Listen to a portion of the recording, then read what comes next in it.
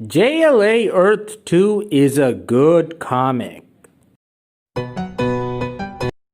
Wait. Of course I'm not done just yet.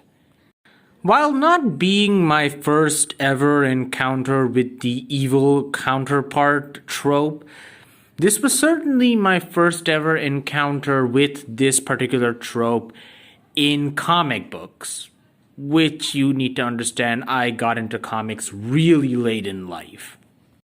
I'm not gonna lie to you, viewers. When I first picked up this comic, I was expecting a full throwdown between the Justice League and their evil counterparts, the Crime Syndicate of America. But that doesn't surprisingly happen in this book. Outside of Wonder Woman punching Superwoman in the face once, that never happens. Sure, there are fights between the Justice League and the Crime Syndicate later on. I'll talk about that in a minute. But it's not the alternate universe counterpart Punch-Out that I wanted to see. And at first, I was disappointed. However, as I would soon find out, there was a fight going on, an ideological fight. And also the fact that this book was kind of the exception to the rule, in all other cases when we got evil counterparts meeting their good counterparts, there would be a punch-out. In this comic, it didn't happen. It was the exception to the rule. Well, it's been 1.5 minutes, so I should probably give you a little idea of what the plot of this story is. Alexander Luthor of the Antimatter Earth comes to the Justice League and asks them to help him take down the Crime Syndicate and basically clean up his world. However, everything isn't, well, for the lack of a better term, so black and white.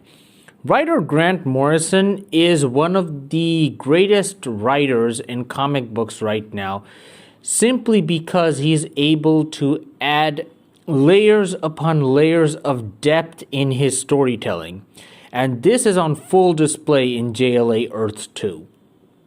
I'm not going to spoil the entire plot because I really want you people to check the book out for yourself. But the horrifying truth that the Justice League finds out is that the Crime Syndicate's world isn't just an inverse of their own because they have some evil counterparts of themselves.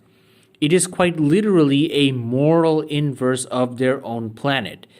On this world, evil is good and good is evil.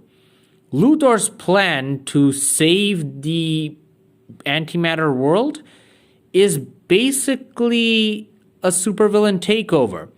When Batman helps Commissioner Wayne, again, story stuff, not going into that, to save Gotham, he basically enabled a police state.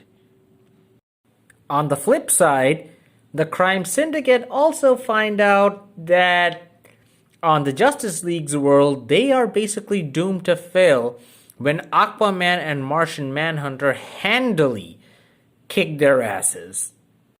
Now, there is a little debate over the fact whether or not Aquaman and Martian Manhunter could have defeated these guys without the guarantee to win card, or they could have just done it on neutral ground.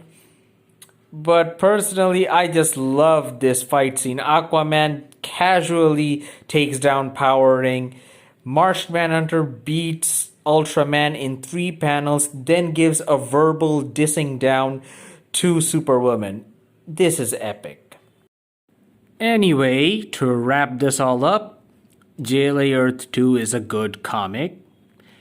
And it was one of the 2 comic books that really made me look at the medium as, hey, there's a lot of depth and amazing storytelling potential in these little books that everyone assumes are for children.